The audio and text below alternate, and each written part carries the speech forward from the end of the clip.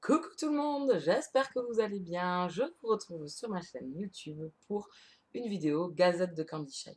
La Gazette de Candy Shy, je vous parle de mes lectures passées. Donc ici, on va parler de mes lectures du mois d'août. On est OK? On est parti? C'est bon. On commence par la première du mois d'août. C'était Le Prince Captif, le tome 2, Le Guerrier de PS Pacat aux éditions Milady, collection slash fantasy. Enfin, il a plein de... Je pense que c'est un fantasy, relation homme-homme. J'avais beaucoup aimé le tome 1. J'avais même beaucoup aimé. Ça sortait un peu du genre... il y a un côté assez malsain, quelques scènes assez difficiles, c'est de relations entre hommes. Bon, tome 1, inexistant, ne vous inquiétez pas, il n'y a pas de relation... Enfin, il n'y a pas de relation d'amour. Voilà, c'est le mot que je vais employer. Il n'y a pas de relation d'amour entre nos protagonistes, donc on garde tout le suspense pour la suite. Donc j'avais hâte de lire la suite. Et puis j'aimais beaucoup l'univers. Voilà. C'est en fait ces deux contrées qui rentrent, qui sont en guerre depuis très très longtemps. Donc on a deux princes de chaque côté. On en a un qui se fait destituer par son demi-frère, en fait, qui lui pique le trône et qui l'envoie comme simple esclave en cachant son identité au royaume adverse. Et il devient l'esclave de l'autre prince, donc du prince Laurent. Et donc notre prince captif, c'est Daemon. Et ici, ce second tome, c'est un coup de cœur. J'ai adoré le tome 2. Alors le tome 1, je pense, met les bases et tout. On est plus dans de l'intrigue de cours. Donc on est dans un rythme assez lent, on va dire, qui ne gêne absolument pas la lecture. On est vraiment à fond dedans. On a quelques scènes un peu chaudes, mais assez perverses, on va dire. On se retrouverait presque dans une Rome antique où il y avait des relations euh, pas forcément consentantes, on dira. Donc ça peut gêner à la lecture, mais moi je trouve que ça rentrait très très bien dans le cadre de l'univers qu'a créé l'auteur, les personnages, la chose la mythologie qu'elle a mis en place, surtout les guerriers, sur toutes les contrées, sur les guerres et la façon dont c'est les us et coutumes de chaque peuple. Voilà. Donc ça cadrait tout à fait dans le décor. Ici dans ce tome 2, on est plus dans de l'action, dans le complot, toujours pareil, qui prend l'intrigue et le complot prennent en fait la grosse place de la saga. Puis nos protagonistes que ça y est, ici on voit beaucoup plus ensemble, etc. C'est pas la franche amitié, on va dire, entre eux, depuis le départ. Ce tome 2 est extra, on n'a pas le temps de s'ennuyer, il se passe toujours quelque chose. J'ai adoré. Et puis notre personnage de Laurent, qui est un homme assez froid et cruel, évolue, change, on arrive quand même un peu à le découvrir. On est encore quand même sur pas mal de secrets le concernant, et puis sur sa froideur qu'il peut changer d'attitude tout en 2 secondes. On n'a pas le temps de s'ennuyer, on a un bon rythme, on a toujours quelque chose, voilà, l'intrigue avance, les complots, on sent la guerre en fond, on sent les combats qui arrivent. On a une fin, bien évidemment. Vous vous doutez bien que l'auteur a été assez sympa avec nous pour être assez sadique et qu'on se dit qu'on n'a pas, on va pas avoir le tome 3 d'ici demain, puisqu'il sort, je crois, en 2016 aux États-Unis. Donc, bon, 2016 n'est plus très très long, vous allez me dire, mais bon, il y a de quoi peut-être oublier l'histoire un petit peu. Donc, ça m'embête un peu d'avoir du coup enchaîné les deux. Et puis en même temps, j'aurais pas attendu parce que le tome 2, je voulais tellement le lire qu'il a quand même patienté un mois dans ma palle, ça m'a déjà fortement agacé. Donc c'est un fantasy relation homosexuelle masculine. Donc ici, ils font une nouvelle collection chez... Celui-là ne faisait pas partie parce qu'il n'avait pas encore ouvert la collection Slash. Donc pour toutes ces relations. Et j'ai vraiment adoré ici. C'était génial. Et puis alors, les passages Laurent Damon, on va dire un peu plus intimes, un bijou. Un bijou. Franchement, c'était du bonheur. Moi, je suis pas. J'ai pas lu beaucoup de ce type-là de relations entre hommes et de scènes que l'on nous décrit entre hommes. Je savais pas si j'allais trouver, ben, on va dire un peu ma place au milieu. Hein, parce que bon, c'est quand même deux hommes. Est-ce que moi je vais avoir autant d'émotions que si je ressentais avec un couple hétérosexuel? Eh bien oui, tout à fait. Parce que c'est tellement bien écrit. C'est doux, c'est léger, c'est passionné, c'est beau, enfin, j'ai adoré comment Damon nous relate ce moment, ces moments-là qui passent. Voilà. Donc, il y en a pas beaucoup. C'est des relations. Voilà, bon. Après, je veux pas trop en dire parce que je préfère vous induire en erreur et que vous plongiez dedans et que vous fassiez plaisir. Parce que c'est vraiment une très très bonne saga. Le tome 1 n'a pas plu forcément plu à tout le monde. Ça peut arriver, je comprends. Il y a eu des scènes assez un peu difficiles et qui sont peut-être un peu dures à passer. Mais je trouve qu'on c'est ce qu'on peut retrouver également dans de la romance historique un peu poussée sur tous ces c'est un peu romantique où il y a eu voilà, non, mais, des viols, il faut le dire, de la torture, de l'esclavage, voilà. Donc je trouve que c'est quand même assez réaliste et très compréhensif dans la lecture. Donc Le Prince captif va devenir un saga chouchou également, parce que j'ai vraiment adoré ce tome 2, c'est vraiment génial. Donc c'est un coup de cœur. Je vous le conseille fortement si vous aimez bien évidemment la fantaisie. Si vous aimez bien évidemment que ça ne vous dérange pas les relations entre hommes, ici dans le tome 1, vous n'en avez pas. Dans le tome 2, je vous laisserai découvrir. Voilà, il faut lire. C'est plus basé sur de la confiance, de la relation qui évolue entre deux personnes. Et effectivement, peut-être une attirance un peu physique entre eux. Mais tous les opposent. Donc, c'est vraiment à lire. Je vous le conseille si vous aimez les complots, les intrigues, voilà, les méchancetés de cour royale, bien évidemment. Hein. Pas de cours d'école, mais bon, des fois on se demande s'ils sont pas dans la cour d'école pour être aussi méchants. Donc je vous conseille Le Prince captif, foncez, c'est un gros coup de cœur. Ensuite j'ai lu Thérapie de Sébastien Fitzek aux éditions Livre de Poche. Ici on est dans un thriller. Un thriller vraiment très sympa. J'ai passé un bon moment dans ce livre. Alors, j'avais forcément découvert un peu ce que nous cachait notre héros principal, qui est un grand psychologue, qui a perdu sa fille il y a 4 ans, et qui nous relate en fait l'histoire et qui cherche encore aujourd'hui le pourquoi du comment, pourquoi sa fille a disparu, qui l'a enlevée, etc., etc., etc. Donc tout ça, on le suit. Et en fait, il rencontre une jeune femme qui, pour lui, doit avoir le fin mot de l'histoire. Elle le laisse présager qu'elle sait des choses.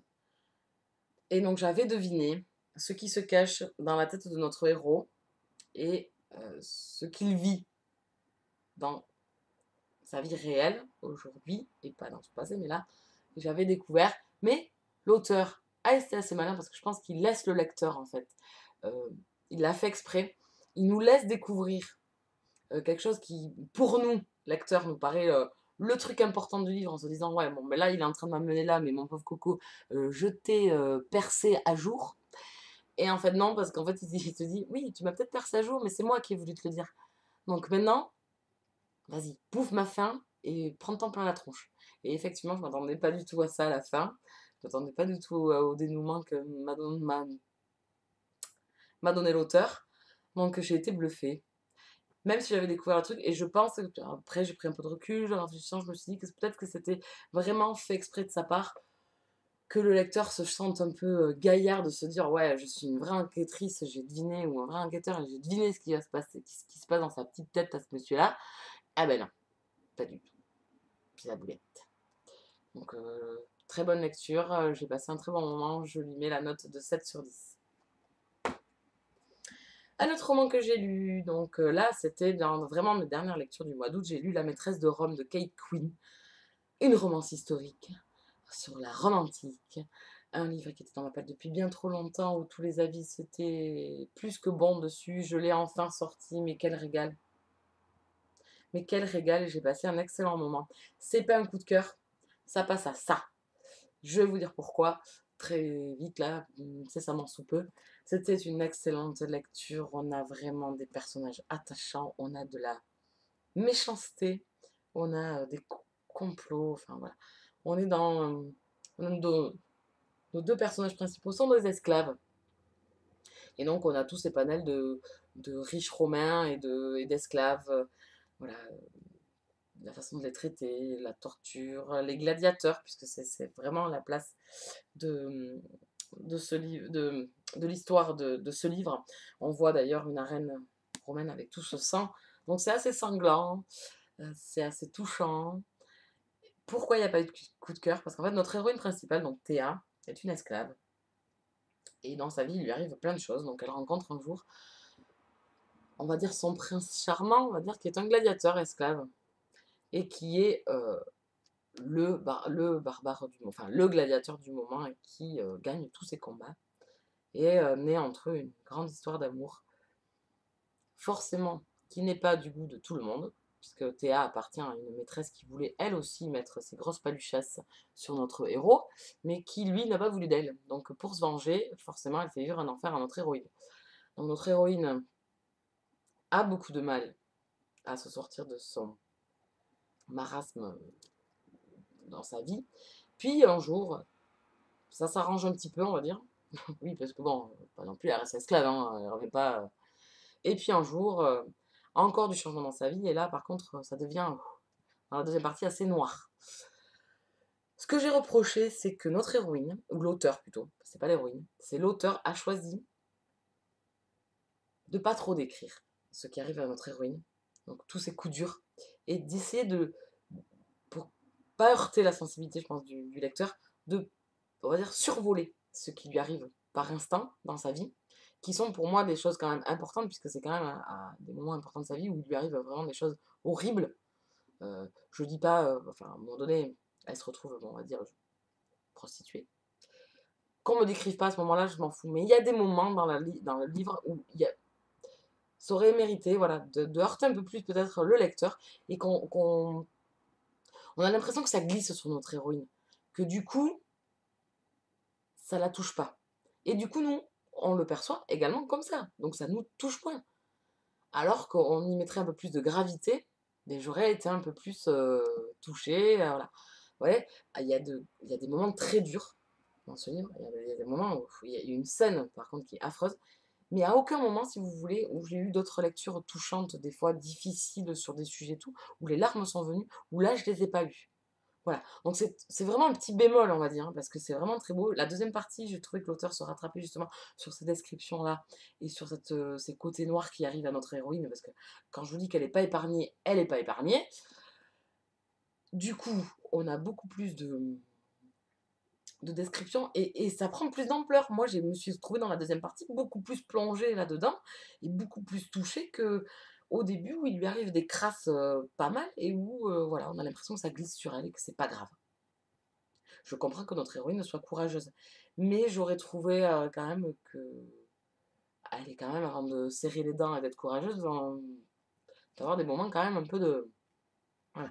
Donc voilà, c'est ce côté ça glisse. Du coup, ça glisse un peu sur le lecteur. Bon, passons, parce que c'est vraiment un bémol, puisque c'est au chouïa du coup de cœur, donc c'est vraiment une excellente lecture. On se retrouve en romantique, donc ici on a droit à des rois romains, aux dieux, bien évidemment, ce serait pas drôle sinon. Et il y a eu tout un panel de personnages que j'ai beaucoup aimé. Donc un autre personnage secondaire que j'ai beaucoup aimé, c'est Paulinus. Il m'a touchée. Par sa bêtise par moment, il m'a agacée, mais il m'a beaucoup touchée parce que à aucun moment, il ne change. C'est-à-dire que il est bon dans son cœur du début jusqu'à la fin. Bon, après, il a un père génial aussi, il faut dire, qui est un personnage aussi du livre. Voilà, on a un panel de personnages qui sont vraiment touchants. Donc, on a également la mise en place des deux personnages qui suivront dans le tome suivant, donc qui s'appelle, je ne me rappelle plus, je me rappelle plus du titre, désolé, je le mettrai en barre d'infos. Donc, où on retrouve donc les deux futurs protagonistes. Alors là, pareil, j'ai un bémol, parce que du coup, là-dedans, on a droit à un voyant à un moment donné qui donne, et qui est très fort d'ailleurs, on n'en a pas des comme ça, nous, qui donne un peu ce qui va arriver dans la vie de nos héros, et effectivement, à chaque fois, ça s'est un peu réalisé. Et donc, à un moment donné, il dit à notre héros qui sera dans le tome suivant comment ça va finir pour lui et comment ses relations, enfin, pareil, lui, il aura une relation importante dans son tome comme ici. Et donc, on a un peu le fin mot de l'histoire. Bon, comment, pourquoi, ça, on n'a pas. Mais du coup, j'ai trouvé ça un peu bête, quoi. Je me suis dit, mais quel est l'intérêt de nous le dire, quoi? Quel est l'intérêt de dire au lecteur, voilà ce qui va arriver à la fin pour notre héros, quoi. Donc, du coup, je suis un peu déçue. Alors, je vais lire quand même là-dessus parce que peut-être que c'est pas sur ça que ça sera focalisé, on sera dans une période antérieure à ce moment-là. Donc ici, beaucoup de personnages, c'est très intéressant, donc plusieurs points de vue. On change de point de vue tout au long du livre, on retrouve en rebondissement les avis et la vision des vies des personnages. Donc c'est vraiment très intéressant, ça donne beaucoup plus d'ampleur. En plus, là, l'auteur est assez machiavélique, elle nous donne en plus la vie d'un des personnages que l'on déteste dans le livre, donc qui est l'héroïne Lépida, qui est la plus méchante de tout l'univers, je crois. Donc, du coup, on a son point de vue, et c'est vrai qu'à un moment donné, des fois, mais on se dit, mais torturez-la, quoi, mais écrabouillez-la, enfin, et qu'il lui arrive des trucs, mais horribles, quoi. Et puis pas du tout, franchement, jusqu'à la fin, où quand même, on se dit, mais jamais il va lui arriver quelque chose, quoi. Donc, jusqu'à la fin, on est sur les dents, et elle a le don d'énerver, mais du début jusqu'à la fin. Il y a forcément ce personnage-là dans l'histoire pour que ça devienne intéressant. Donc, il y a plein de complots, voilà, de l'amour, de la violence, de la guerre, de la... C'est vraiment tout un bon panel réuni. J'ai passé un excellent. Je lui donne un 9 sur 10. On en finit avec mes lectures passées. Je vous remercie de m'avoir suivi. Je mettrai tout ça en barre d'infos. Vous aurez tous les noms des livres que je vous ai présentés. Si vous avez aimé la vidéo, petit pouce. Pour moi, comme ça, c'est pas la peine. Faut passer. Pas la peine. Non, je rigole. Faites ce que vous voulez. Et si vous arrivez, que vous débarquez sur ma chaîne, je vous souhaite la bienvenue. Vous pouvez vous abonner. Et je vous dis à très très vite pour de prochaines lectures. Ciao, ciao.